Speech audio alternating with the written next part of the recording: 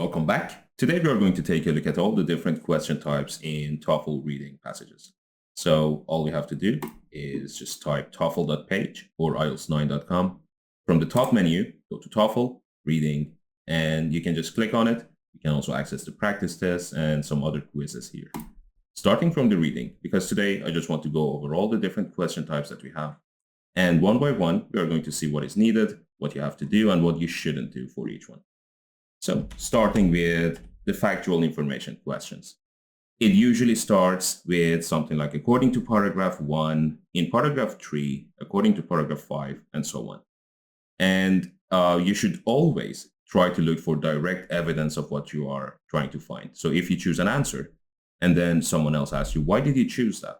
You should be able to just point to a sentence in the passage that says what you just chose, that supports the claim that you just made. It's not your opinions, it's not the assumptions, it has to be directly in the passage. So let's see. A sample question. Coral reefs are diverse underwater ecosystems. Just let me make it a little larger. Okay. Ecosystems held together by calcium carbonate structures secreted by corals. These reefs support a wide range of marine life, providing habitat and protection. Coral reefs also help protect coastlines by reducing wave energy, which decreases erosion and damage from storms. However, they are sensitive to changes in water temperature and acidity, making them vulnerable to climate change. Oh, goddamn. It's my own website, but it still talks about climate change. According to paragraph 3, let's assume this is paragraph 3, which of the following is true about coral reefs? Now in the test, obviously you had to read the question first and then read the passage, but because it's just a short excerpt, we're not going to read the whole thing. I mean, it doesn't really matter which order we do things in. So coral reefs are formed by fish, and I'm not going to continue reading after that because we know it's not built by fish or formed by fish. It's actually created or secreted by corals. I mean, to be exact, the material that forms the reefs is secreted by corals. They provide shelter for many kinds of marine animals. Could say that, and directly we have evidence for it here. Underwater ecosystems basically exist in coral reefs, and it's a diverse ecosystem, meaning there are lots of animals living there. You could also point to this one. These reefs support a wide range of marine life. I mean, this is exactly what B is saying. Instead of saying providing shelter, it just says supporting them, giving them habitat, which means that's the place they live in, and also protection. So again, you could consider this the shelter, and they are also living there. They increase the impact of waves. No, they reduce the impact of waves. And they are unaffected by changes in water temperature. False. These two are false. This could be confusing for some students because they read this one and they know that it was created by something and they remember calcium carbonate, but that's not the answer. So then we have negative factual questions. These are the questions that say everything that we mentioned is true except. So you have 3 options that are true. 3 of them are correct or factual. 1 is not. These questions usually take a longer time because instead of 1 correct answer, you actually have to get 3 different pieces of information that are correct. And what I like to do in my lessons and in the test, if I'm doing it myself, is first I read the question, and then I just get all the facts that I can get about that topic, and then I start reading the prompts. By doing it the other way around, you confuse yourself, and then it's also harder to remember whatever you just read. So forget about the prompts, just read the question. According to the passage, all of the following are true. Now this is the part I want to focus on. About the ancient Maya. Okay, so the whole culture. Let's see what we can get. Any form of fact we can get about them. The ancient Maya civilization, flourishing from around 2000 BCE to 1500 CE, was known for its impressive architectural feats and complex calendar systems. So, I mean, I could open a notepad, but then I have to change the video settings. So I will just say it. 1, they had good architecture, and also they had complex calendar systems. Maya cities were often built in dense jungle environments. That's another fact. They had, basically their cities were in jungles, showcasing grand pyramids, palaces, and plazas. So they had lots of structures in their cities. The Maya also developed a sophisticated writing system using hieroglyphs. So they also had a writing system, which has helped modern scholars understand their history and culture. And that's how we actually know the things we know about those people. Despite their achievements, the Maya declined due to the environmental challenges and political unrest. So they were really good, they were sophisticated, and they were an advanced civilization, but there was political unrest, meaning people were unhappy with their kings and rulers and whatnot, and they probably just overthrow them. It generally happens. And they also declined due to environmental challenges. Damn, global warming strikes again. So let's see. Maya cities were constructed in jungle areas. Yes, this was one of, I mean, if I wrote it down, it would be like 4 or 5 different things that we got from the passage above. So yes, they were in jungles. The Maya calendar system was simple and easy to understand. Now I remember something about the calendar, but I can go back and just check. We said complex calendar systems. Complex means complicated or advanced, you could say. And that is quite the opposite of simple and easy to understand. I mean, technically, this would be an antonym for easy to understand. So this would be false. At this point, you could just mark this as the correct answer and move on, but just to be sure. The Maya had a writing system with hieroglyphs. Yes, they did have a writing system. And the decline of the Maya was influenced by environmental and political factors. Now, they may paraphrase it and just say by changes to the weather systems and climate, and also by bad politicians, or I don't know, by cruel kings. And it would be the same thing. And usually they don't do that because it's according to the passage. So whatever information you have here, again, similar to what we said about the previous question type, these 3 options, the true options, should be directly supported by the passage above. So you have to be able to point to something and say, that's why I believe this. Why do I believe Maya cities were constructed in jungle areas? Well, because the passage told me as a matter of fact, that their cities were built in jungle areas. So, reference questions. This is more like a grammar question, and it's as long as you just know the correct usage of pronouns and determiners and this, that, these, and those, you pay attention to singular and plural nouns, you are probably not going to have an issue. And to practice for this, you could also go with with one of the quizzes on the site. If you go to TOEFL Reading and Insert Sentence question, that's another kind of exercise for this type of questions, because the sentences that you have to insert to the text usually start with this advantage or these areas or that civilization, and then it refers to something in the previous sentences, which makes it easy for you to choose the right place. So the word X in the passage refers to, and usually it's this, that, those, and so on. The word these in the passage refers to, okay, it's plural, so probably we have 1, 2, or 3 different plural nouns before it. Many animals, keep track of it, have evolved special strategies, okay, another one, for surviving in desert climates. Okay, we have 3 different things that we're talking about: animals, strategies, and climates. Sorry. The fennec fox, for example, has oversized ears, okay, another one, that help regulate its body temperature. Its fur also reflects sunlight and insulates against the cold desert nights. Okay, these adaptations, okay, so we are not talking about the nights, we are not talking about the weather, we're not talking about could be the strategies, but we are probably not going that far back most of the time. And this time, to make it even easier, the passage says these adaptations. So first of all, we are talking about things that the animal has done to survive, the adjustments to its body, or the adaptations, the evolution of this animal over millions of years. I don't know if foxes have lived for millions of years, but you get the point. So we have one example, oversized ears, and another example, the fur. So these 2, we could consider them adaptations. And these adaptations allow the fox to thrive in extreme conditions. So we are referring to example 1, the ears. Pay attention that it says, for example, then it gives you 1, and then it says also, and then it gives you the second advantage: oversized ears and reflective fur. Another sample question. This, singular this time. The invention of the printing press dramatically increased the availability of books. As a result, literacy rates rose across Europe.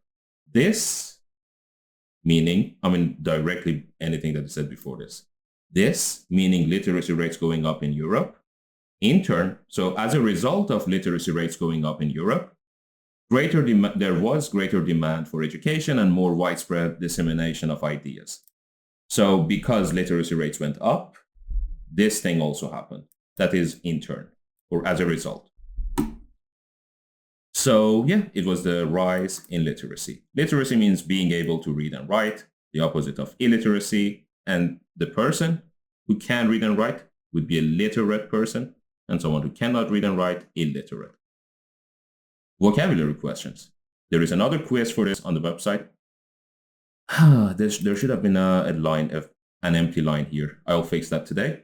There are 5 vocabulary quizzes on the website. 4 of them are not finished. I'm doing my best to actually keep up. But 1 is actually finished with 100 words. That is the first level. You can also get a free quiz with 30 questions or 35, I don't remember. And if you like it, you can actually buy the full one with 100 questions. Each one gives you a passage similar to this, but much longer. This is just an example. And it gives you 4 vocabulary options and also explains why each one is right or not. And you can find it if you go to the menu again, go to vocabulary and test prep word quiz. You can get it here. Now, let's see what we have here. Vocabulary.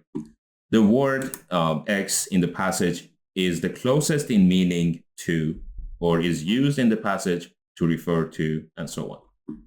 Many desert animals survive by adapting behaviors that help them conserve water. Water. One such behavior is estivation, a period of dormancy during hot or dry conditions. So let's say we don't know what estivation means. You could assume that it's a noun because it has shen, but again, estivate may not be something that we use a lot or at all, except when we talk about these animals. But this one, a period of dormancy, is something that you may be familiar with. So we have no vocabulary roots that we can follow. So let's go by dormancy. It has A, N, C, E, or Y. So we can change it to A and T to make an adjective, dormant. And again, if you don't know it at this point, there is nothing you really can do. But dormant, to give you an example, is when, for example, the plant seeds or the tree seeds under the ground stay dormant during winter. And then when the weather gets warmer or hotter, they actually start growing again. Meaning hibernating or staying inactive, staying, not showing any form of activity or movement. The word estivation in the passage most nearly means a type of migration. Let's say a maybe if you don't know. A hibernation like rest. Okay, very good one. An aggressive defense. No, we didn't say it's an aggressive defense because if we just have to go based on context, it's a behavior that helps them conserve water. So if they were aggressively defending something, I don't see how that would help them just conserve water, especially if the weather is very hot and dry. Increased activity. Now, this could actually give you a hint for the correct answer, because if you are trying to save energy in a really hot and dry weather, you probably don't want increased activity, you want to rest, and that is going to be the answer. The author noted that the rapid expansion of urban areas has led to a fragmentation of natural habitats, disrupting wildlife corridors, and so on. Fragmentation. Let's remove shen, and let's remove ment, and you would get closer to the root of that word. But fragment, if we don't want to go in that direction, fragment is a small piece or a part of a collective, a part of a system. And fragmentation as an activity would be breaking things down into smaller pieces or putting things into smaller categories, depending on what we're talking about, whether it's physical or we are talking about duties in an office, for example, or your attention. Breaking into smaller, isolated parts, that's correct. Combining different habitats, no. Increased biodiversity, no. And obviously the next one is also no.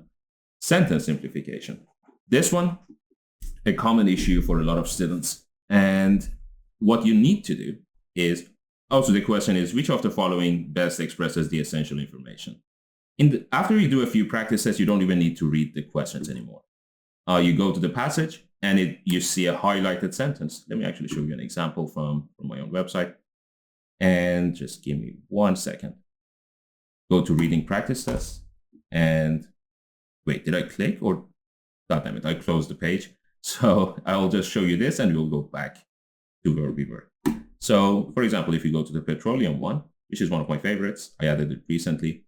When you see a highlighted sentence and it's a long sentence, you know what the question is going to be. And when you see highlighted words, again, you know what the question is going to be. This word in the passage is closest in meaning to. This is which of the following best expresses all the essential information in the highlighted section. When you see these things, also probably vocabulary, and there is another type that says, why does the writer mention this? Now, going back to where we were with the highlighted sentence. So they usually give you a really long sentence which has 2, 3, or 4 different parts connected to each other with commas, with em dashes, and so on. And your job, before you even look at the options, is read the sentence, try to break it down, try to fragmentate it, and then just read the options, see which one is the closest. Highlighted sentences, aqueduct systems. I'm not even going to read the passage. Aqueduct says, because regardless of what the previous and the next sentences are, your summary of this sentence should be correct. So don't waste any time reading the whole passage. Aqueduct systems were built to transport water from distant sources to city centers, showcasing advanced engineering for the time. This one is relatively simple. I could use a different example from the official guide to TOEFL book, which I use in some of the classes, but that is copyrighted material, so I cannot do that. I just recently received a letter from Cambridge. They were worried about Cambridge IELTS 20. Now, worried is an interesting way to put it. So let's see.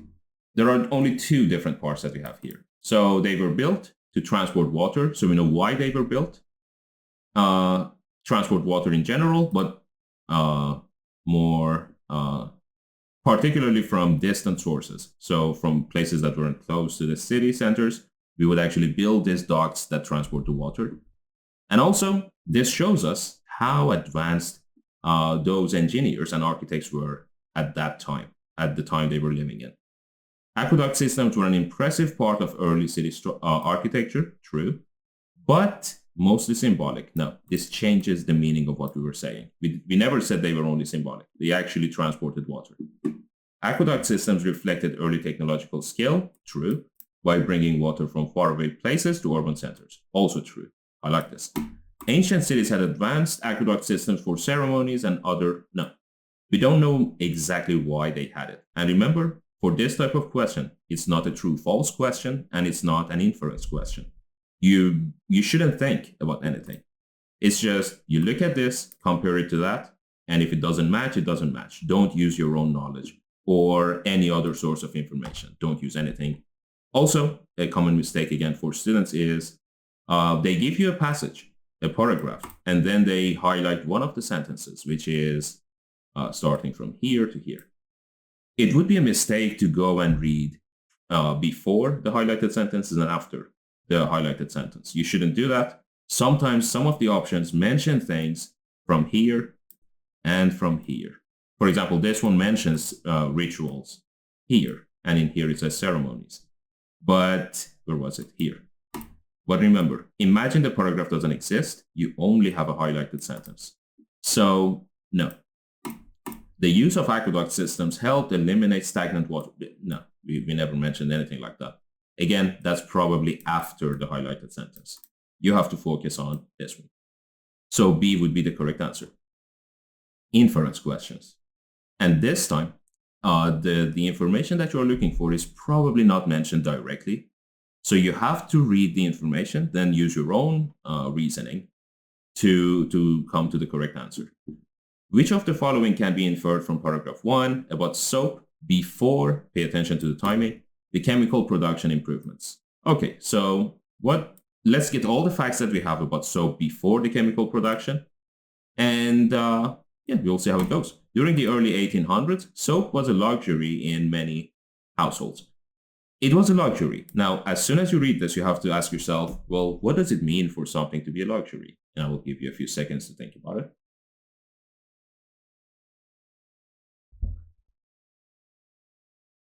That was actually for me to check the time and see when my next class is, and also to drink coffee.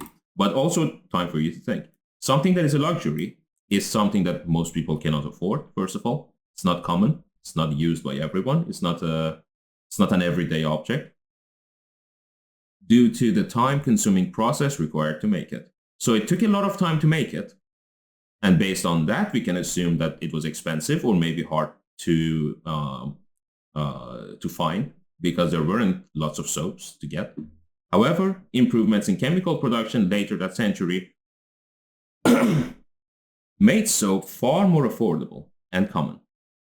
Based on this, you can assume that before these improvements, soap was not affordable or less affordable. So again, it was expensive and less common. So it was not affordable or less affordable and not common.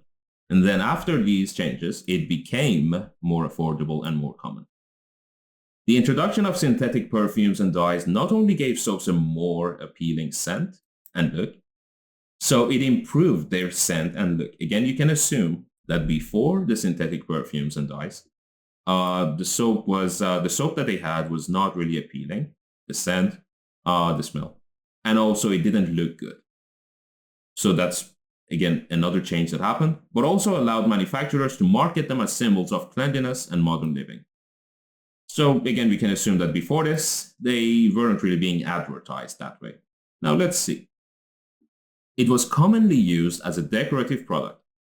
This is wrong for two reasons. First of all, we never said that it was a decorative product. They actually used it. And also we said the exact opposite of this. It wasn't common. It was not widely used in everyday households. True. It wasn't common. It was already scented and dyed for appeal. No, that happened after the chemical production. And it could only be made with synthetic ingredients. No, again, this happened after those changes. Now, sample question 2. Just 1 second. In the late 1800s, many urban centers, also wait, I forgot to read the question. What can be inferred from paragraph 1 about urban housing in the late 1800s? Okay, urban housing, maybe we also talk about different types of housing. And in the late 1800s, maybe we also talk about different time periods. In the late 1800s, many urban centers faced overcrowding due to a surge in factory employment. As a result, housing was hastily constructed to accommodate new workers, often without regard for safety or sanitation. That reminds me of the current housing market in the US.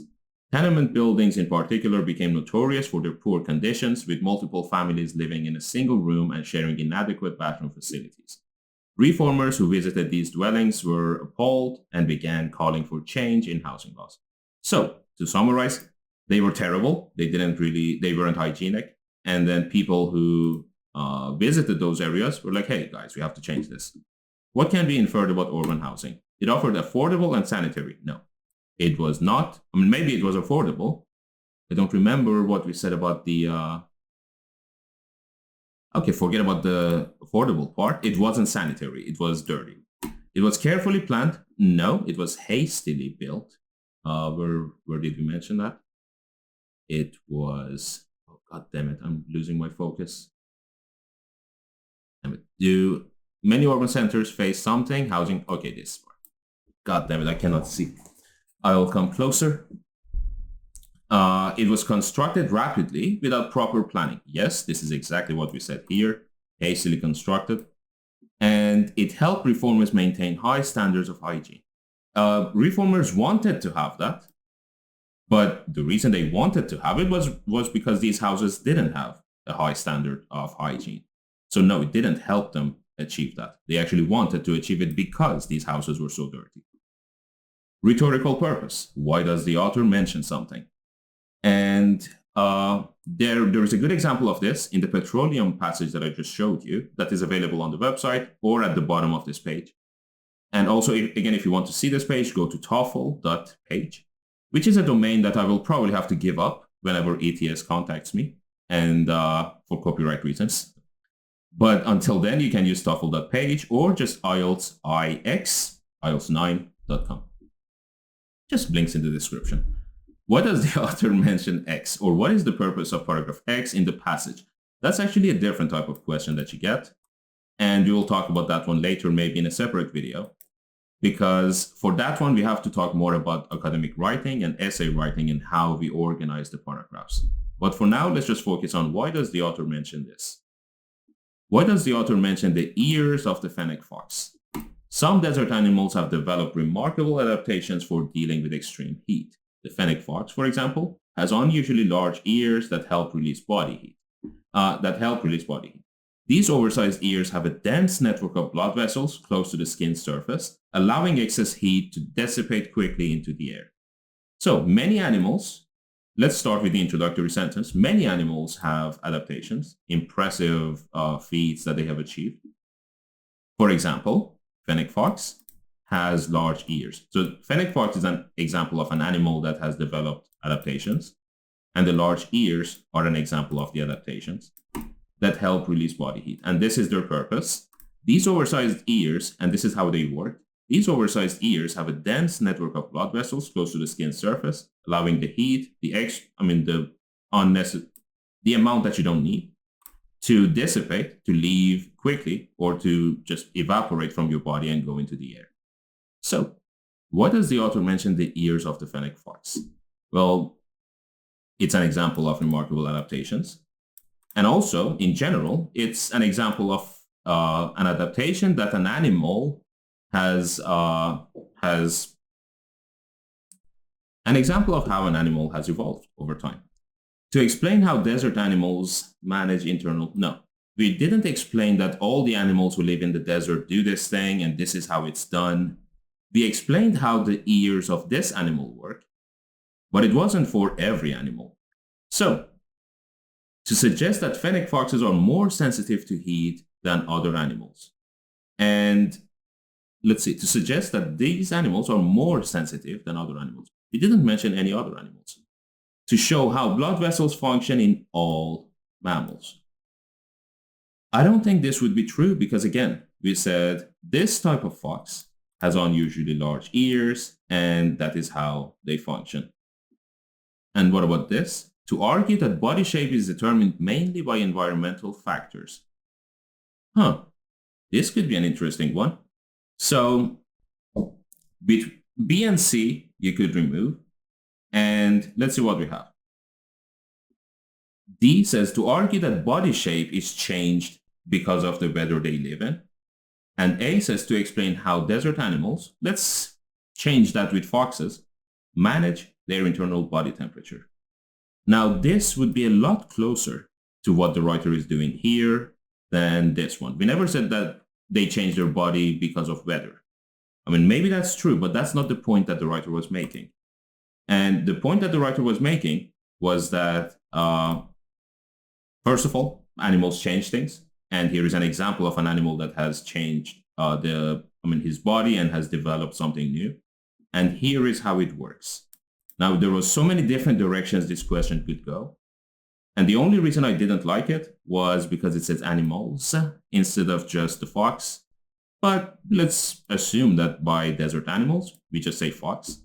And to explain how the fennec fox manages internal body temperature, that would be 100% correct. Although I don't like it, I would go with A as the correct option. Insert sentence. You get 4 possible options. And first, you read the introductory sentence, or the sentence that you have to introduce to the passage. It always gives you at least 1 or 2 keys, the hints that you need to place it in the passage. There are also many hints in the passage itself. This calendar. That means, obviously, before this sentence, we have to have a calendar. We have to introduce a calendar and then give more information about it. Introduced by Pope Gregory. Now, because we are talking about its origin, this should be about This should be around the first areas that we mentioned the calendar. It's one of the first pieces of information that we generally give to the reader. So first we mention the calendar, and probably one or two sentences or immediately after it, we mentioned that it was introduced by Pope Gregory. I mean, it has to be immediately after the introduction of the calendar. Was designed to fix inaccuracies in the older Julian calendar. And probably this will be followed by sentences, or maybe in the next paragraph, followed by the inaccuracies and the things that it fixed or how it fixed them. Now let's see. Throughout history, different cultures have devised calendars to organize time. We don't have a calendar yet. The most familiar one today is the Gregorian calendar used by most countries around the world. That would be a great place to put this calendar, meaning Gregorian calendar, introduced by Pope Gregory, and that makes a lot of sense. Other calendars, now I don't even continue reading because I cannot say other calendars unless I have one example. Now, unfortunately, here you have a calendar, so it's fine even if you don't put anything here. But I'm just saying that this could be a key for you. When it says other calendars, sometimes you don't have this.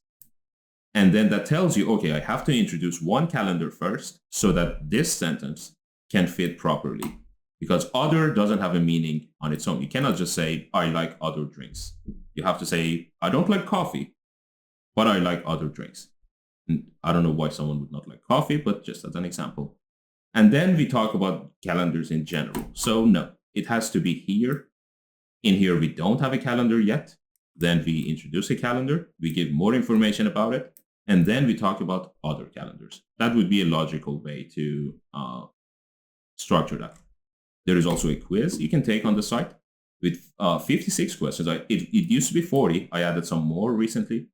These are from real TOEFL passages, and it just gives you a sentence. Other plans, however.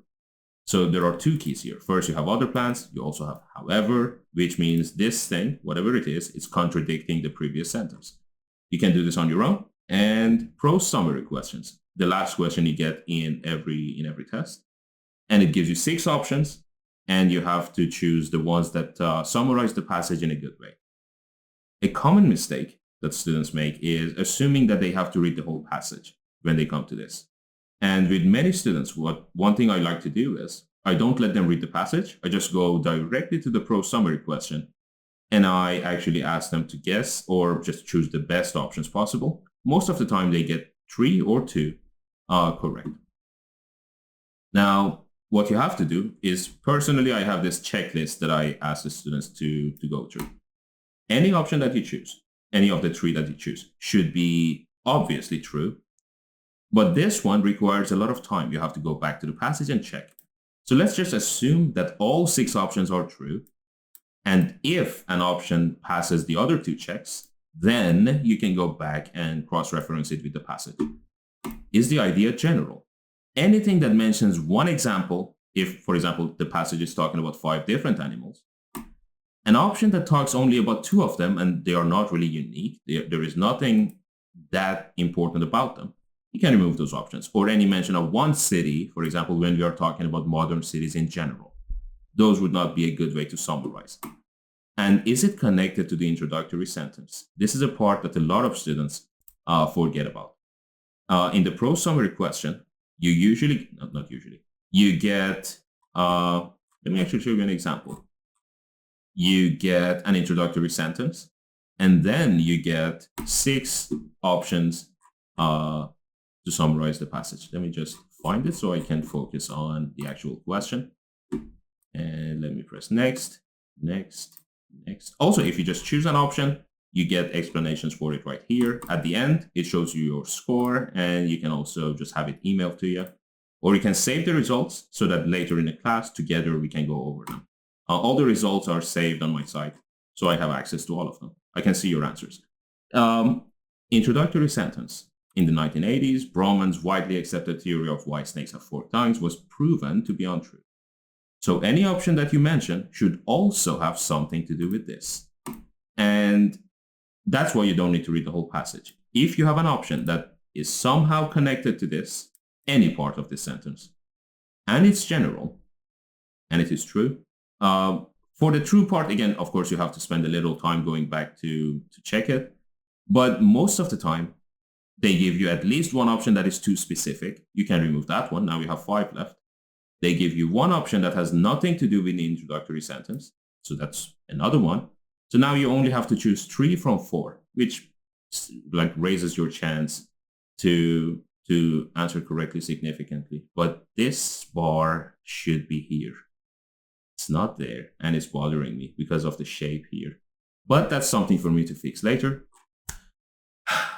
It's going to be it for this video. So TOEFL.page, you can go to TOEFL and get all the exercises you need. Also, if you're studying for IELTS, which would be weird because you just watched the full video about TOEFL, but if you're preparing for IELTS, you also get material for that, including the latest edition of the book, which hasn't arrived yet, but it will arrive probably in a few days. I have ordered it. I have pre-ordered it.